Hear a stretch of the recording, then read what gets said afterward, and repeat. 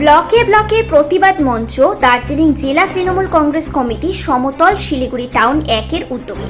তাদের দাবি, মা বোনেদের সম্মান আমাদের সকলের সম্মান, দোষীদের ফাঁসি চাই, রাম বাম শ্যামের চক্রান্ত বন্ধ হোক, রবিবারের মধ্যে সিবিআইকে তদন্ত শেষ করতে হবে।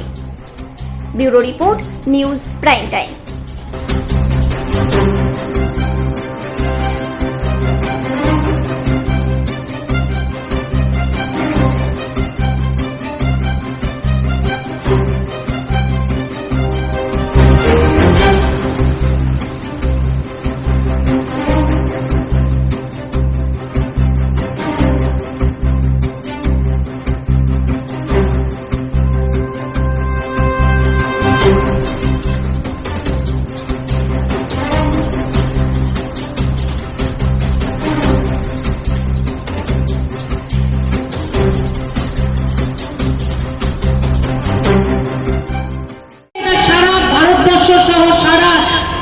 বিশ্ব দেখুক, একটা নজির গড়ে উঠুক যে আগামী দিন মেয়েদের দিকে কেউ যেন অন্যায়ভাবে দেখবার চেষ্টা না করে, স্পর্ধা না দেখায়, মেয়েদের শরীরটাকে কেউ যেন ক্ষমতা প্রদর্শনের জায়গা হিসেবে না চিন্তা করতে পারে, কেউ যেন মেয়েদের শরীরটাকে পৈতৃক সম্পত্তি না ভাবতে পারে, তাদের চোখগুলো যাতে উপড়ে নেওয়া হয়, এমন সাংবিধানিক ভাবে ভারতীয় দণ্ডবিধি অনুসারে এমন শাস্তি তাদের দেওয়া হোক, আমরাও তার সাথে রয়েছি।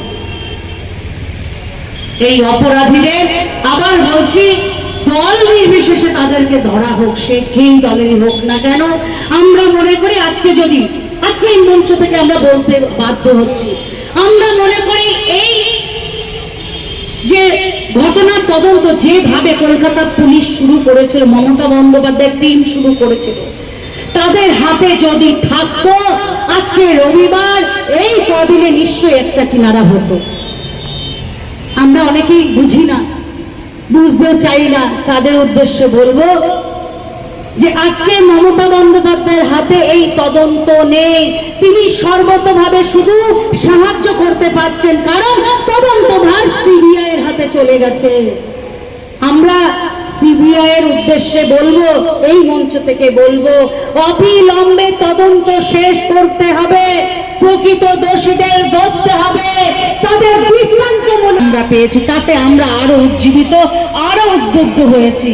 এবং আজকে প্রত্যেকটা ব্লকে আমাদের বিক্ষোভ কর্মসূচি চলছে, সকাল 10টা থেকে সন্ধ্যে 6টা।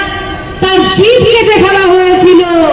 আমরা দিনের পর দিন মণিপুরে দেখেছিলাম মহিলাদের উপর কি অমানবিক অত্যাচার চলেছিল।